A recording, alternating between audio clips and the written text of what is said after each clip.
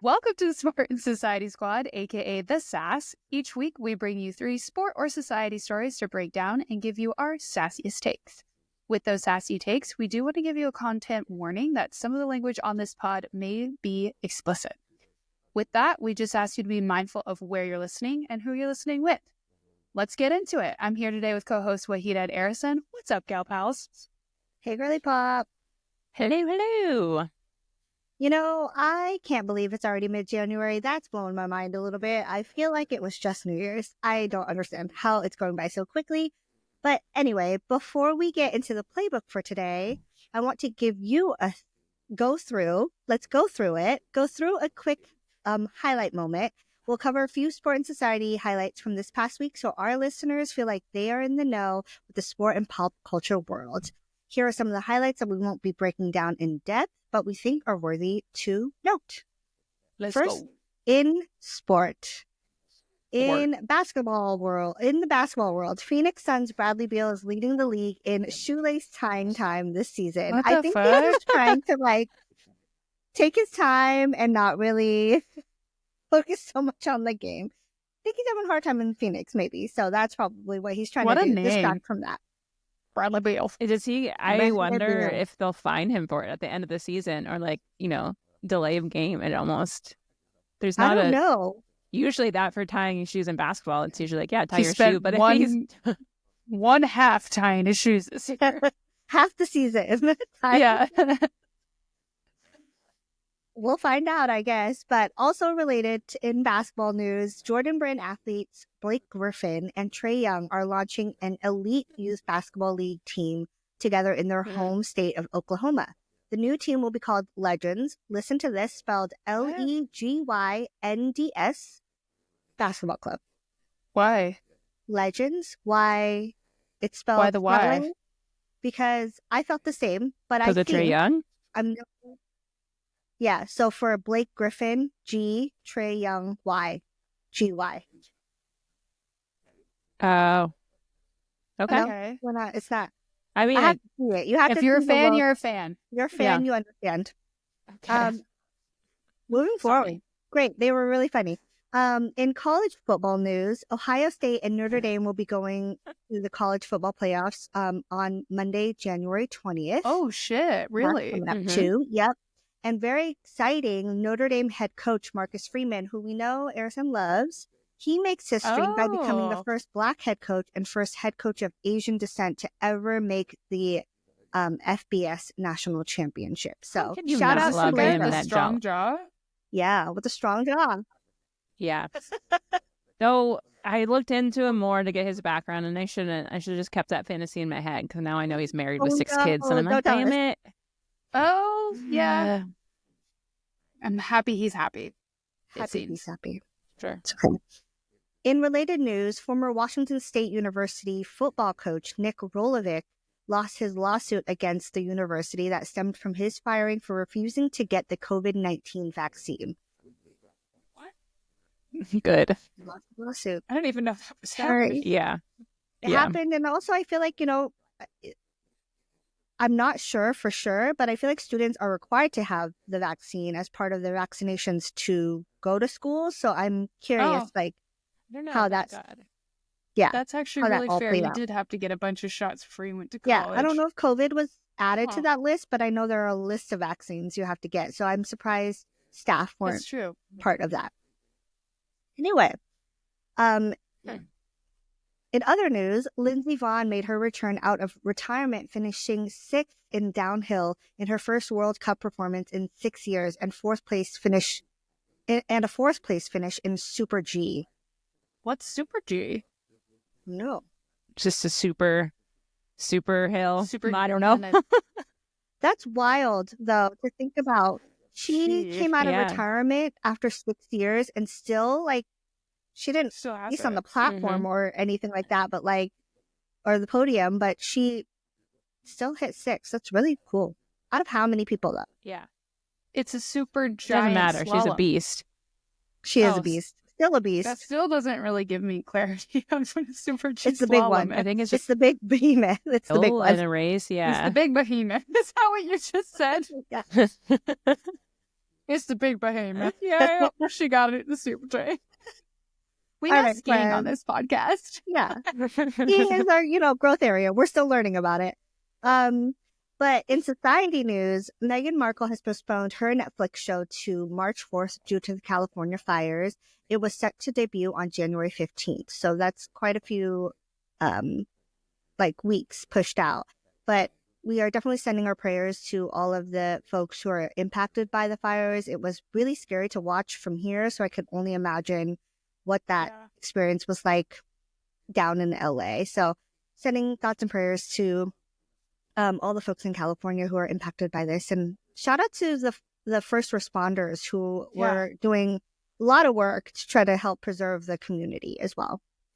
In other news, Dwayne "The Rock" Johnson has launched a hair care product under his men's skincare brand, Papatui. He says his hair would have loved this 2-in-1 when he had it. That's insane. That's so ridiculous. Funny.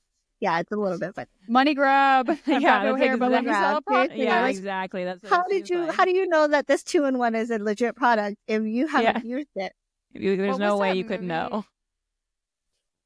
What was that movie with Jim Carrey and everything's product placement? Come on, he's recorded and it's I can't think of the name of the movie. I never remember The Truman Show. The Truman Show. He's bald. Can you imagine Jim Carrey being like, "What? You should have hair." That's how it feels. That's where we're headed, I guess. Anyway, in other news, "Superficial" by Heidi Montag. It rises to number 2 on the iTunes album chart 15 years after its release. What? Hell yeah. How? Wild was that TikTok? I don't know how Is it TikTok? It's because of the fires, you guys. So their house burned down. Her and Spencer Spidey, if you were a Hills girl, their house burned down. And so Spencer's been like, number 1. I think she's number 1 now. I could be That's wrong. Awesome. But good for them. Yeah, to get some money to help recover her. So it's a fun way to help kind of support some people. I don't know. Yeah, I actually think I have. It's giving 15 years ago for sure, but I love it. 15, pop, 2000s pop. Yeah. I love. Great. Kind of. Yeah. Kind of. We'll have to listen to it then. In other news, Timothée Chalamet will be the host and musical guest for SNL on January 25th. Is that a play, though? Is that a play on words? Because what they're really trying to say is Timothy and Bob Dylan. I think. Okay. I was wondering what music is he gonna play, but he is in that movie where he plays Bob Dylan, and I feel like he's going to play the songs from that. That's my assumption. Yeah. Well, Bob Dylan will come out. Yeah. Yeah, maybe. Yeah.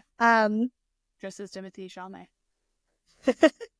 Jessica Alba and Cash Warren have announced their split and are heading toward divorce after 16 years of marriage. That one caught me off guard a little bit. I thought they were in it for the long haul. Same.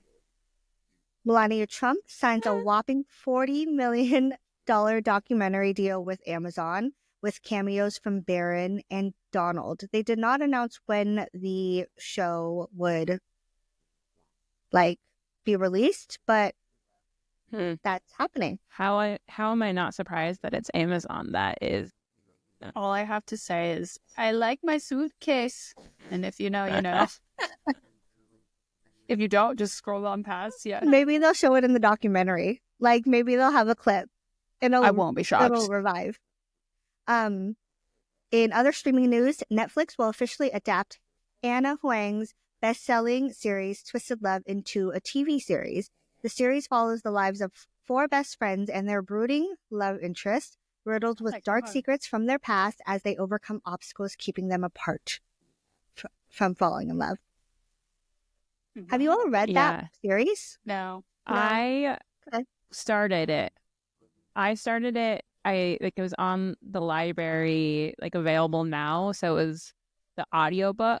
And some audiobooks, especially this kind of topic, if the narrators are off or the writing's not good and you're listening to an audiobook, it throws you off.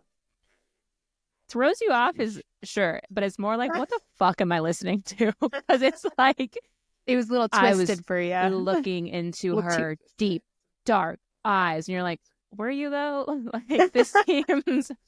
So that's all to say. The writing it gave me Twilight vibes of like writing quality, and so I like with the narrators and then like kind of the basic writing quality. I stopped listening. So I haven't read it. So I'm not saying that it's basic. I'm just saying I started it and I did not finish it. It didn't hook you the way that you needed it to. It didn't hook me in the way those books usually can hook me pretty quickly. Well, maybe I know that show will. Like maybe the show is what will get you back to reading the book. Who knows? Sometimes, yeah. It was That's giving like toxic dangerous too. Like it was like too toxic for me. I was like, It's also dangerous. Like, I'm obsessed with a TV show. If I get so desperate to know what's happening in season 2, I start reading the book. Oh, like don't. I almost picked up The Summer I Turned Pretty 3 this summer because I was like, what the hell is going to happen with these 3? Like, wait, are you not going to? Well, are you going to wait until season 3 comes out? It's a waiting game right now. It really depends. It really, really depends for me. But I just have to say, what a huddle. Like, wow. But I think it's time for us to get to the playbook. So I'm going to lead us through that real quick for today. So we're going to start by discussing I forgot to update this part of the playbook. We're not going to talk about the Golden Globes again. We're actually going to talk about Rolling Stone's top albums of the century, which iconic. We're going to transfer to Wahida for some Joy Taylor drama. Like, what the heck? And then we're going to end with a little NFL update with Arisan. And I'm happy to, kick us off with this first section. Rolling Stones, rolling like a stone. So last week, I'm just going to give you guys the update. Last week, if you didn't know, Rolling Stone decided to name the top 250 albums of the century. It's a lot of fucking music, but like go off. So with 25 years of this century in the books, below are just the top records that Rolling Stone believes have defined our times. So I did this in kind of a funky order, but I thought it would be like a good way to show the range of which all of the music they put in this top list. So sitting at number 250, so, the last on the list was they made it was NSYNC's No Strings Attached album from 2000. Shout out to them. Way to go, NSYNC. Oh, I'm glad they made the list. Yeah, it was pretty iconic. Back when I was like, I don't know, 8. At 200, so we'll bump down 50, was a group I've never heard of, the New Pornographers. Someone was called a Porphonographers. Can't even say it. I'm making up words this episode. New Pornographers, Mass Romantic. So shout out to them with that. And then at 150 spot was Destiny's Child Survivor, 2001. I remember that as well. Pretty. That camo? And them in that, like, the raft? I don't even know, was like a safety raft. I die for that. At number 100, I hate to say this, another group I don't know, Burial? And the album is Untrue from 2007. It just feels like verbs. Am I right for saying that? Burial and Untrue. It sounds like a crime podcast. It does. Wait, how do you say how do you spell burial? I don't even know if burial. Like, am I saying it weird? Like when you're buried, like you're burying. Yeah, I think that's what it is. Burial. What was I saying? Burial. Burial. You know what? Again, just for the listeners, I haven't asked if I have an accent before, and I think that was just a prime example. Don't have an accent. They're a British band, British musician. You would never, Harrison, you would never know. Anyways, shout out to that British band. Number 50 was Ghostface Killah, Supreme Clientele, 2000. I love that. Ghostface. Yeah. All right. Yes. And then to drop down super far, number 10 The Strokes, Is This It, 2001. Great album. And then I did top 5. So at number 5, we've got Taylor Swift, Folklore, 2020. Live, Laugh, Love That. Favorite album ever of hers. Number 4, Outkast. You guys, is it Stankonia? Stankonia. Yes. Stankonia, 2000. Love. Number 3, Frank Ocean, Blonde, 2016. Great album. I forgot about that. No, I was like, No, I fucking love this classic. album. I forgot about. I need to put that back in my rotation. The album is so good. Number 2, Radiohead, Kid A. And then number 1, are we shocked? I'm not. Beyonce, Lemonade, 2016. I'd be really surprised if it were anything else, honestly. That was such a That album That was was such a moment. Yeah, every single song. Not to be like, I just remember I was really hungover and the Wi-Fi in my apartment at the time was really bad. So I was like sitting there and like I would see it load a little bit and I'd be like, and play. Just like dying. And I'm like, oh my God, this is everything. And then I'd like stop, let it load. Do I need a Gatorade? You know? And that was a way to experience that for the first time. Like, wouldn't recommend. That's so funny that you say that for the number 1 for Lemonade, because I remember No Strings Attached coming out and we got the cassette tape, like not the CD. And we were like pressing play and then rewind and writing down the lyrics. Like, if I just ate myself a little bit, yeah. Like, and we had to like rewind, replay just so that we can get the lyrics down. If we had gotten the CD, we would have had the lyrics in the little book that comes in it. But yeah.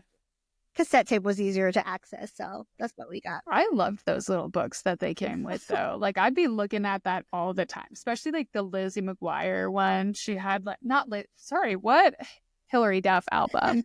I think it's called Metamorphosis. I could be wrong. Is this what I need to find out? Was that the top 250? It was life changing to me.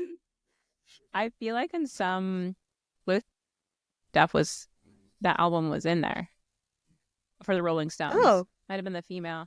Awesome. I might be making that Hillary up.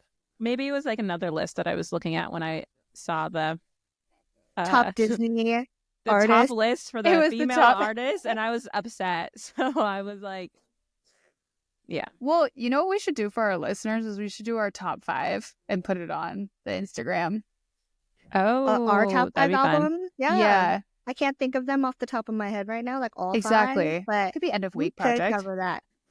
As far as this list, I mean, I haven't taken a look at the entire list, but I will say I do really appreciate the like diversity of all the sounds. Mm-hmm. Like they cover so many different genres, which is really cool. So you can tell that, you know, they're really taking that into consideration. I am curious, like, how did they measure what was a good album? Like, is this just all purely sonically, or were they talking about like record sales and like just cultural impact? Influence. I'm curious. Yeah, like curious what that they were was measuring. probably like a really good place to start with an explanation, but I think it's vibes. But I will say, like I said before, I think it was Billboard released the list.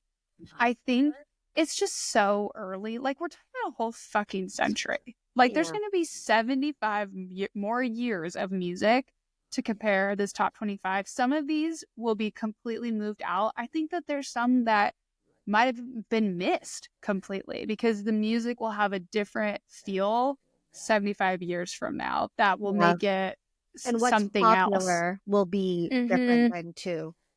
So I never get too into it or feel too many things about it because I'm like, damn, I always want to see my favorite people up there. Of course, I want my music taste to be elite. But at the end of the day, I'm a basic bitch.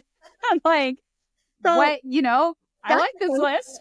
It's going to be on the list. Yeah. I think, Erison, to your like comment about the top 16 that Erison and I talked about, because I guess Chelsea didn't see the comment at all. But I also just wonder, because a lot of those albums I feel were more recent, and I wonder how like, the recency bias into all of this. Like, sure, that's more popular now, but what if it came out, 10 years ago, 15 years ago? Yeah. Would it have played the same? I don't know. Well, I'm even looking at this like list of. Let's see. You were looking at 16 because I don't know. For our listeners, Lemonade is number 1. Folklore is number 2. SZA's most recent album is number 3. And then Lana Del Rey's there at number 4. But in my opinion, it's not her kind of like that debut album that was like really launched her into popularity. That's not there. It's like Vanilla at number 4. And then number 5 is Beyonce, like her Beyonce that did the digital drop. 6 is Adele, which I think that's great. Missy Elliott is number 7. Lady Gaga's Monster, number 8. Rihanna's I can't remember the name of that album with the red cover. Auntie? Yeah, Auntie. And then number 10 is it Rosalia? At 10. Cool. And then 11 album for Lorde, if you're going to put her on this. It's like one of her, I guess it's not her like one of her first or seconds. It's like a 2017 one. And then you got number 12, Amy Winehouse. Then number 13, you have SZA's debut album. 14, you have a Billie Eilish. 15, Brat. And then 16, Taylor Swift. Brat. I was upset about Brat making the top 16. I was like, but you know what? If you think about it, though, like it might not have impacted us, but culturally, it did have. It was I wouldn't really say a big, huge for sure. impact, but like it did on a certain generation. So, like I would say, it did have an impact in some way. I don't agree. Like I was just gonna say, there is 250 albums. I would like to say a somewhat diverse, like listening profile. Like I listen to a variety of different genres, but I can't say it's the most diverse, like where I'm just a fan of music and I'm listening to everything. So there are a lot of these albums that I've never even heard of, and I can't say that they're bad albums because I've never heard of them. Like they're just not my sound. That's not my genre that I listen to, so I can't really speak on whether or not I think they're good. They're just not for me. What I also think is interesting with this list is, a lot of these were kind of in proportion to the 250 greatest album, but Fiona Apple was within the top 20 of the greatest albums, and she didn't make this top 16 of greatest female albums. And I feel like that is a little bit of like a snub, and maybe it's because Fiona Apple is not as mainstream maybe these days, but she like was a significant, like definitely cultural impact in the type of music and like her voice. So it's like if she's going to be in the top 20 and then you're not going to put her in the greatest female albums. Yeah, that's fair. Well, I think to Wahida's point, just to close this out real quick, is like, I totally lost the point. So I think that closes us out. I had a point. I lost it. Completely lost it. Great section, Chelsea. You just killed it. So good that I forgot. I hope the listeners felt like they learned a lot. But you know what? I'd be interested. Like, we're going to talk about this hopefully later in another pod, but I'd be curious what our listeners would rank as their top 5, like our albums of the last 25 years. Because all albums ever or female artist album? Because let's focus on, like narrow it down. Top female albums, like female albums, or albums released by women. I already know. Okay. Well, we'll save that for another pod, but I would love for us to talk about that. Okay. If I could transition us, we are going to talk a little bit about a recent lawsuit that came out. We called it the Joy Taylor drama at the top of the podcast. It's not really about Joy Taylor, but it kind of is. So I'm going to break it down for us a little bit here. Okay. Oh, shit. Okay. On January 3rd, Nushin Faraji, a former hairstylist at Fox Sports, submitted a lawsuit to sue the network, accusing Undisputed, which is one of the shows, their host Skip Bayless, a Fox Sports executive Charlie Dixon, and host Joy Taylor of creating a hostile and toxic work environment. In the lawsuit, she's alleging everything from sexual harassment to retaliation and painting like a pretty grim picture of what's like for women in sports media. I think we've seen different headlines and things, but this one is just really all coming to a head. So let me break down the allegations for y'all. So it relates to Skip Bayless, who is the host of that show. Also a very intense man from what I've seen of his clips. I cannot stand that man. Ugh. So, like, there's that. We'll put that out on the table. But Faraji is claiming that Skip Bayless crossed all kinds of different lines. She wrote in the lawsuit that he hugged her for a little bit too long. Like, you know, she didn't want Just weird. that. Yeah, just a little weird. Kissed her on the cheek and allegedly, this is the kicker, allegedly offered her $1.5 million to sleep with him after learning she had a cancer scare. So she had disclosed this very vulnerable like piece of information to him, and he just responded with that offer. So yeah, you heard that right. And then she Weird. also, yeah, Just weird. totally weird. Creepy. So many adjectives in that. Yikes. So many bad ones. Okay, so that started off bad. That started off with that, yeah. So she also said when she reported his behavior to HR and like to, you know, like upper management, instead of getting support in any kind of way, she got fired. So this is where the retaliation component comes in. Bayless denied any of the accusations when HR got involved, but Faraji believes her firing was a retaliation for speaking up. So as it relates to Charlie Dixon, who's the executive at Fox Sports,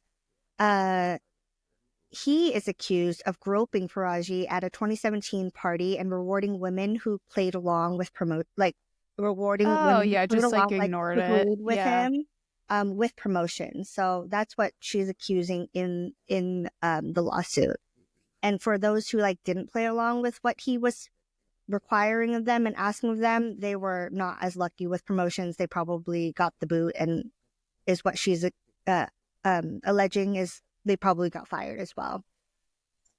And according to Faraji, Dixon also pushed for Joy Taylor to join Undisputed when the show was just being developed, allegedly because of a personal relationship, even though Bayless, who was the like main host of the show, reportedly wasn't a fan of the idea. So he wasn't bought into Joy Taylor being part of the show, but because Dixon is an executive, she's alleging that he threw his weight around because they were. What do you mean? What do you mean personal relationship? Like because Taylor and Dixon had a personal relationship and wanted to get more airtime or something? Yeah, personal relationship. And what the lawsuit is saying, it's a 41-page lawsuit, so feel free to read it if you would like. But it kind of it works through like and is implying that they had an intimate relationship. So not just a personal, but like an intimate relationship. Yikes. Yeah. Heck, what a mess. This is a lot. So as it relates to Joy Taylor, this is where it gets even more messy. Faraji claims Taylor brushed off her report about Dixon's groping, so that Joy Taylor just kind of excused it and said that Faraji should just get over it if that happened. The lawsuit also alleges that Taylor made fun of Faraji's accent and used relationships with Dixon and another Fox colleague, Emmanuel Acho, to climb the career ladder. So that is kind of the basis of the claim. And then overall, so she's doing two things. So she has individual claims, and then she also is hoping to have a class action lawsuit against Fox. So that is where like workplace vibes come into play. And Faraji is describing the overall environment as a mix of misogyny, racism, and ableism. Bad behavior tends to go unchecked is what she's claiming. And so she's hoping to get other employees on board with that component of the lawsuit. So that came out on January 3rd. The reaction has been ridiculous from my own perspective because it gets really frustrating. I feel like instead of focusing on the allegations against Bayless and Dixon, all I've seen on my timeline are comments about Joy Taylor and like her climbing the ladder the way that she has, even though this is all alleged, right? And people are dragging her and questioning her qualifications to do the job. And they're obsessing over her alleged relationships and no commentary, very little, if even anything, about Skip Bayless and Dixon, who have more power in this whole scenario, right? And like people are starting to post-watch. So they like noted that Emmanuel Acho deleted a video where he was praising and applauding Joy Taylor for being, you know, in the position that she is as a Black woman. He was just like giving her flowers. And folks noticed that he took that down after this lawsuit came out. So folks are calling that out a little bit. but it just like, there's so many different things, egregious like comments made by other male like anchors and things of that sort. I won't get into it. It's just really disgusting. So if you are interested, look them up on, you know, the different social media platforms, because it's really disgusting. really gross. I just looked it It's up. gross. Yeah. So it's just really kind of Yeah. annoying. I feel like this just shines a light Like on how degrading difficult it is for her. men Oh. to like, she has done her job really well. She's really good at her job. And now this is all kind of like tainting that. And they're not even focusing on, like we said last week. But there is real allegations against her too, separate There of are. that, right? Yeah. Of her saying get over it and whatever. So like, but they're not focusing on that. They're just focusing on one aspect that they're like deducing from it. Yeah. So those are kind of like the high level. That's a high level overview of that whole drama. Like, what are your initial thoughts about this? I'm curious. Like, if you guys have heard anything, what have you seen? I mean, I'm glad none of this has come across my feed, to be honest with you. I'm happy I've avoided this. It just I don't know. It feels exactly kind of like last week when we talked about the Blake and Justa of it all. It was like, don't pick one person, don't pick a side. Like, let whatever's going to happen about the truth that needs to come out happen. But like, all of this like commentary and releasing all this stuff just creates an issue where someone, and it seems like mostly women, are the first people that people kind of land on as like, oh, it's her fault, blah, blah, blah. And then more stuff comes out and who knows what will happen with this. But I just get sick of it.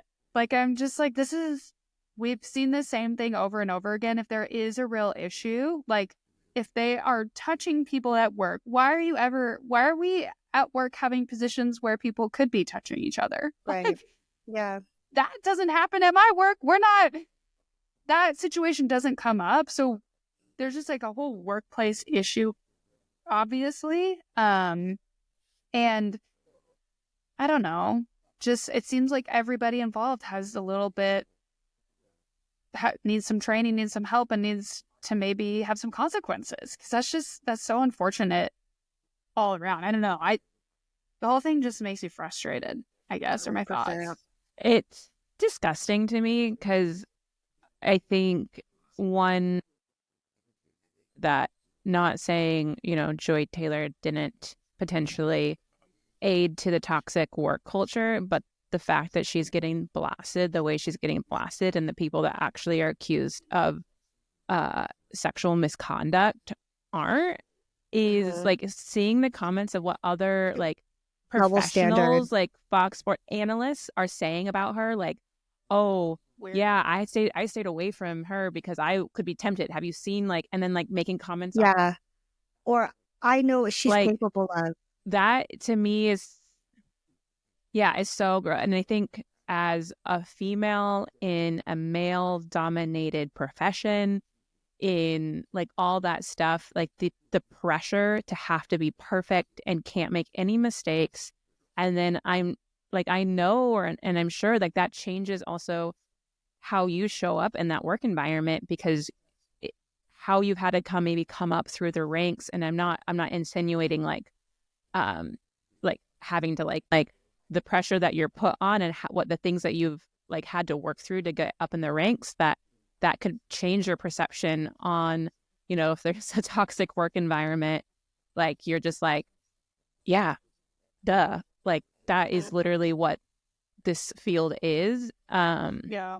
And I also feel like added to just being a woman in a male dominated industry, like being a woman of color as well, like she is getting like kind of it like compounded upon each other, right? Like she's already facing so many of those challenges, and this isn't the first time where something like this has happened, right? Not as like egregious as these claims, but I don't know if you all remember even what's her, Erin Andrews, where her video of her, where unbeknownst to her, was released, and that was like something that was a private moment. She was like in her hotel room or whatever it was, and that gets posted somewhere, and folks just kind of ran with the story about how she's probably doing that to move up the ranks too. And that's just one other example. There are so many other examples of the women who are in this industry who have experienced something like that. And it's so unfortunate that the misogyny just like seeps through people's pores when anything comes up. It almost feels like they're outing them, like the men who are commenting, to, in my opinion, maybe I'm leaping here, but it almost feels like they're outing themselves like, okay, so then you do know that there is a culture that if you do ignore and you say, oh, it's okay for you to touch me, or I just look the other way, that I will get promoted. Because if you're acknowledging and saying, well, she did all this stuff, then you're also acknowledging that this is the culture.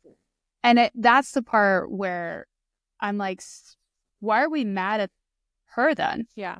Because she then did, because then you kind of trained her. That's how she'll get up, get up to that level. Yeah. So that's the part that I don't want to like make sweeping statements, but that's the part that feels like you're guilty. This is the culture.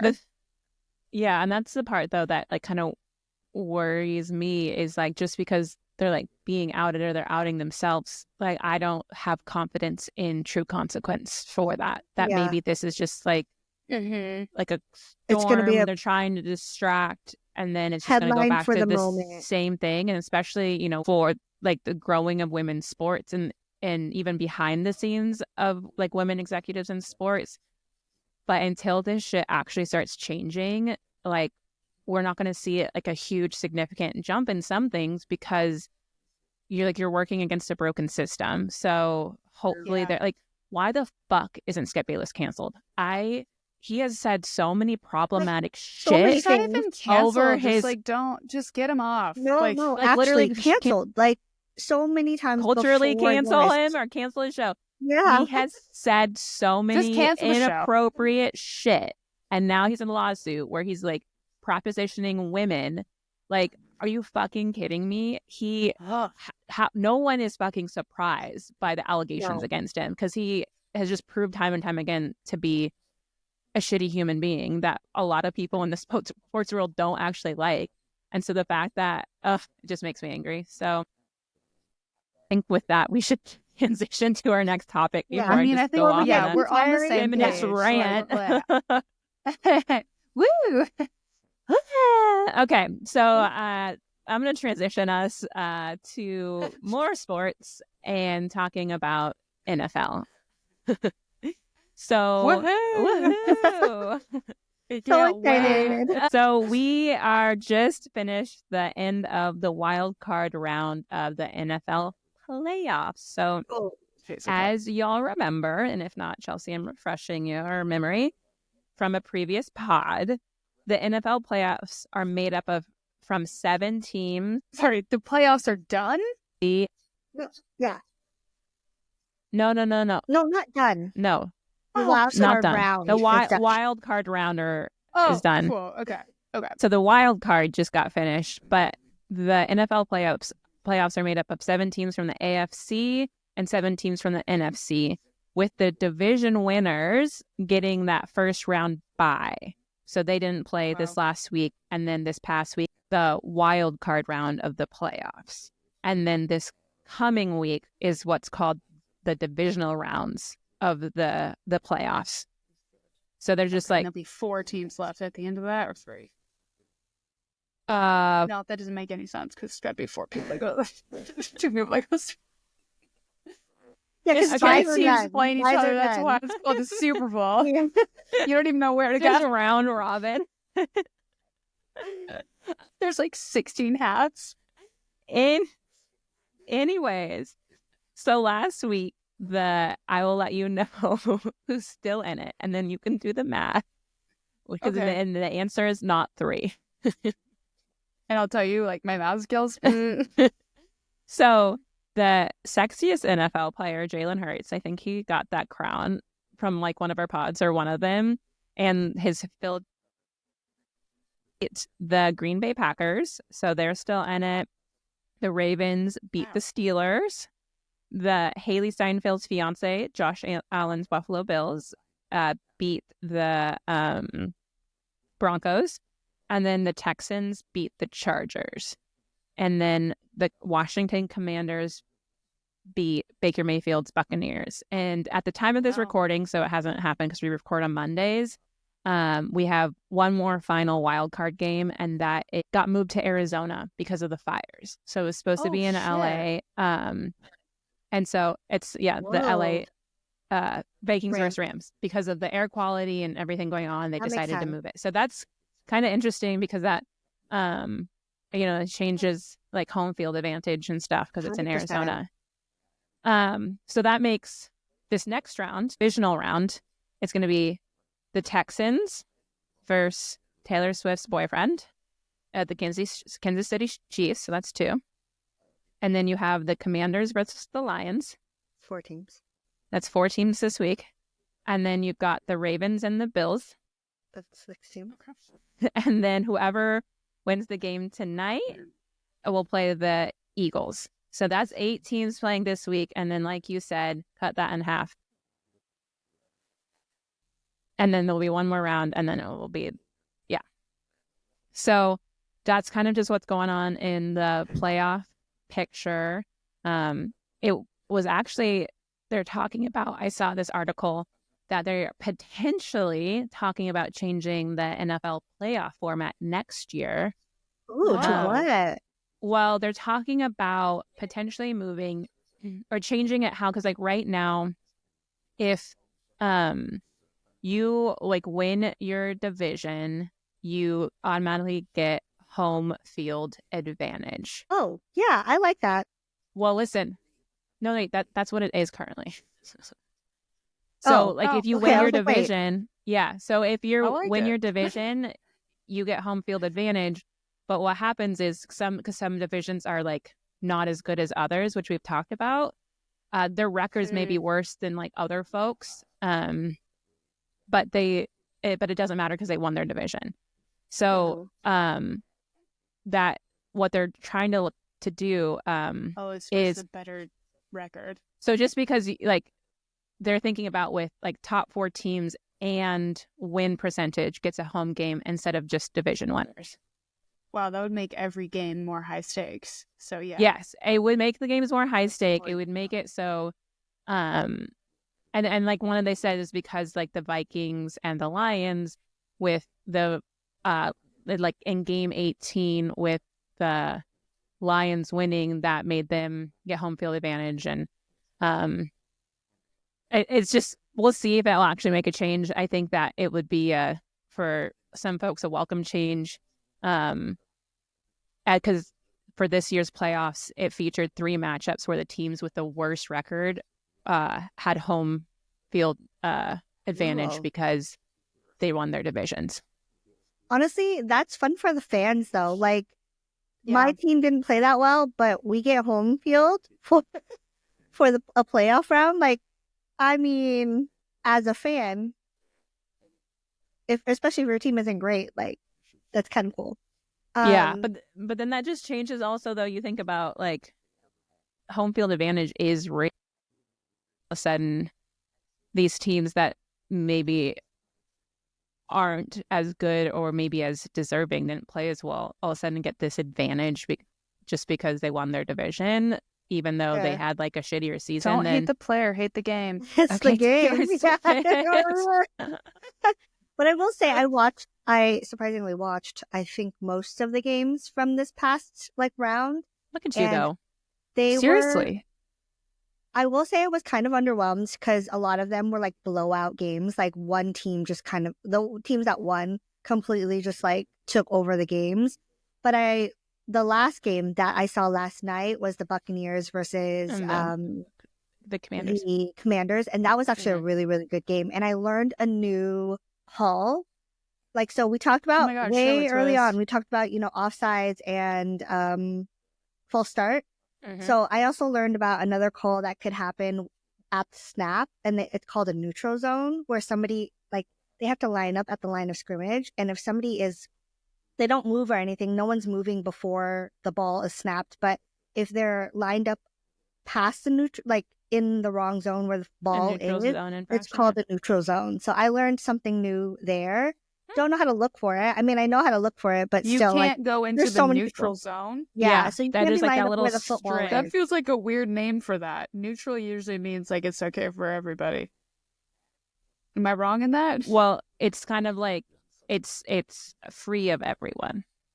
Mhm. Oh, So So like, like don't kind of like come the over opposite here. a little bit. Like you can't. So that's like the safe space between like a war Jesus. zone. yeah, If you yeah. think So it's like, why I went to war, The like then war zone. I like no, but like war even zone, then you nothing. have like the neutral area where it's like yeah, that's okay, where the white ball flag, lives, like We're here and to talk only the about ball. zones. can't be here. We can't attack you. Yeah, yeah. So shout out to my sister because she Yes. taught me that in like during the game. She called it out, and I was like, Oh. "What the heck is that?" But now I know another Take over, call. sis. Shout out to my There you sister. go. That. Yeah, Shout out to you, sister. Shout out to your sister. I just need like confirmation. I'm pretty sure we confirmed on the last podcast, but I literally cannot remember to save my life. Fantasy's over, right? yes. Fantasy's over. Yeah. Okay. So we didn't talk about that in Just- depth. I just- Fantasy. I'll explain it to you a little bit. I won third. I didn't win, but I think it was a good comeback. Who won in our league? Someone that I don't think any of us know. Oh, one of my friends, Hannah, I believe, won, or was it Nancy? Hannah! One of them. They were Congratulations. 1 and 2. Who lost? You, Like the worst. I was playing Me? for the coveted 7th place but position, here, okay. and I think I lost It that. was me? I lost the worst? No, Let's pull it up. I don't think so. Jesus. I don't think Christ, so. Okay. I think you were playing in that matchup, though. It's okay.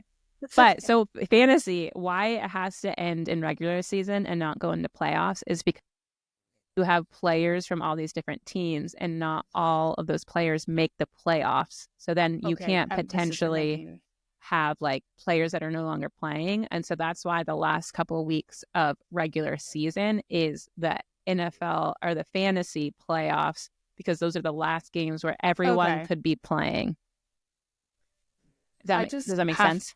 Hey, It shout out. totally does. And like, I don't know if you guys can see this or not, but like the fantasy app is literally just saying, You tried. you tried. I will say, Um, I ended the season at 500, so I'm not mad. I broke even. Okay, I didn't win, Okay. but I'll take 500 for my first time ever playing.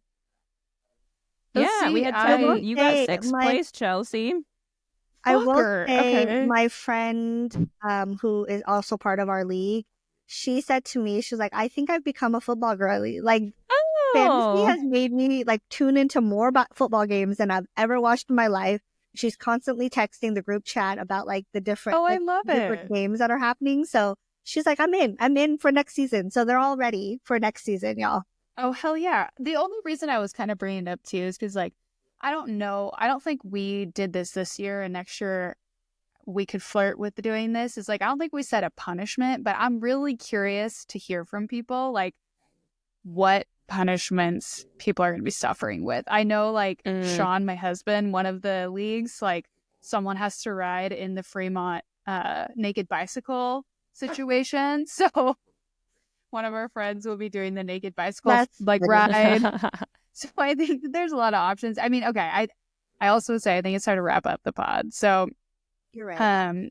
I think though a good way to get, fans involved, listeners involved is, can you let us know in our comments on Instagram and TikTok what your league punishments are? Like, I'm so curious because, like, I want to start a list for us to pick from. Yeah. I mean, we can get to draw creative it out on of the our hat. own, but I'd love to hear. So please put it in our Instagram comments, our TikTok at the Sport and Society Squad pod.